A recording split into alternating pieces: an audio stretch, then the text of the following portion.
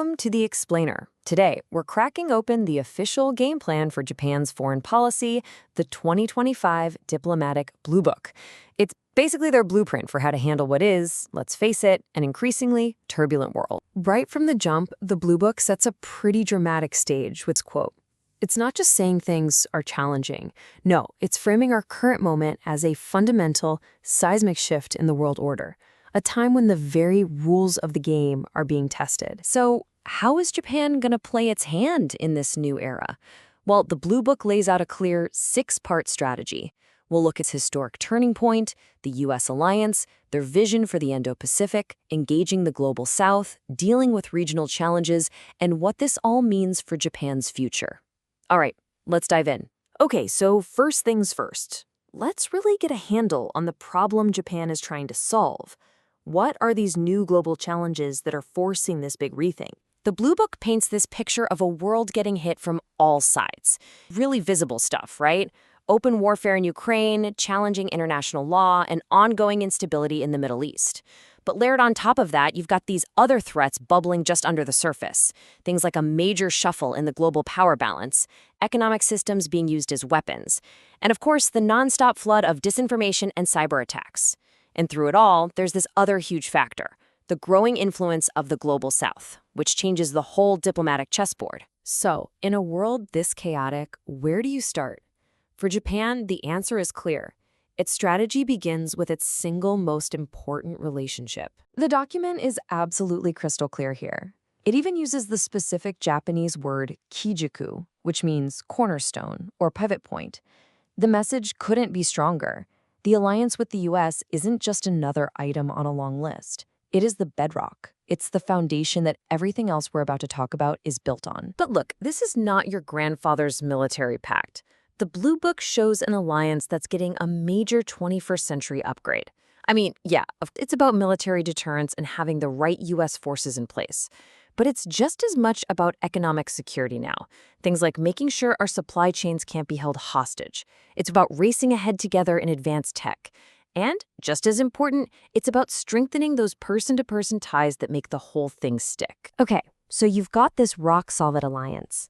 How does that translate into a bigger vision for the entire neighborhood?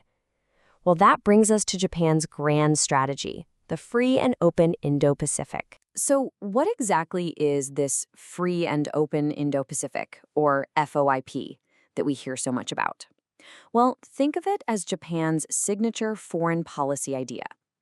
It's their proactive pitch for making sure this massive region, we're talking half the world's population here, is governed by rules and open opportunity, not by brute force. It's Japan's big answer to all that instability we just talked about. And this is where the vision gets its legs. The Bluebook breaks FOIP down into four really concrete pillars, which tells you it's much more than just a nice-sounding slogan. They're connecting all the dots, from linking peace with prosperity, to tackling global problems like climate change with a regional focus, to literally connecting countries with better infrastructure, and even expanding what security means, from the sea right up into the air and cyberspace. It's a remarkably complete vision. But to make a huge vision like FOIP actually work, Japan knows it can't just rely on the usual suspects.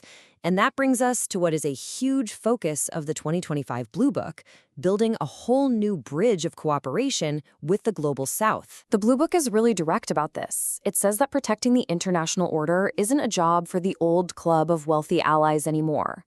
You have to build real, genuine partnerships with these diverse and increasingly powerful nations across Asia, Africa, and Latin America. They're not just seen as places that need help, they're seen as vital partners who are going to help shape what comes next. And this isn't just wishful thinking. They are putting in the work.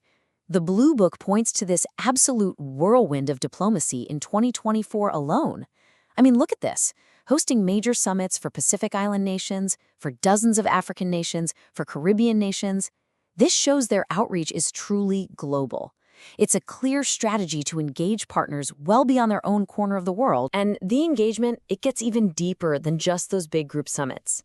This number here, 33, is pretty incredible when you stop and think about it. During a single two-day conference for Africa, Japan's foreign minister held 33 separate one-on-one meetings. That shows a strategy that's deeply personal. It's not about making broad speeches. It's about sitting down, face to face, and really listening. That's how you build actual trust. Of course, even the best grand strategy has to deal with reality on the ground. And in Japan's own backyard, the challenges are immediate, they are complex, and they are pressing. The Blue Book makes it painfully clear that the threat from North Korea is just relentless. This timeline from 2024 alone shows this constant, escalating drumbeat of provocations. We're talking new types of missiles, attempted satellite launches, and even an ICBM that set a record for flight time. For Japan, this isn't some far-off problem. It's a direct and persistent threat that shapes their security thinking every single day. And then there's the relationship with China. The Blue Book basically lays out this incredible balancing act. On one side of the scale, you have an absolutely vital economic partner. China's their biggest trade partner. Cooperation is essential. But on the other side of this scale, the document details this growing list of really serious concerns. Changing the status quo at sea, a huge military buildup right next door, and the constant critical question over the Taiwan Strait. And the document doesn't pull any punches on this. It uses some of the strongest language possible, calling China's military posture the greatest strategic challenge that Japan has ever faced.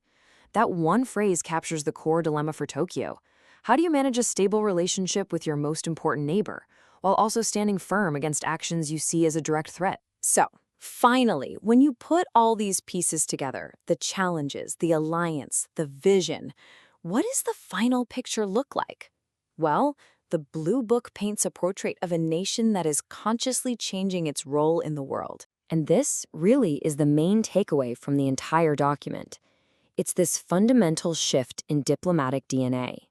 For decades, Japan's foreign policy was often seen as reactive, but the message here is that those days are over. Japan no longer wants to just be a passenger. It aims to be an architect, actively working with its partners to design and build a more stable world. And this really leaves us with the final crucial question to ponder. As Japan steps up and takes on this more proactive role, it's definitely going to gain influence. But what about the other side of that coin? What new burdens, what new expectations, and what new responsibilities will come along with it? How Japan answers that is going to define its future, and maybe the future of the entire region.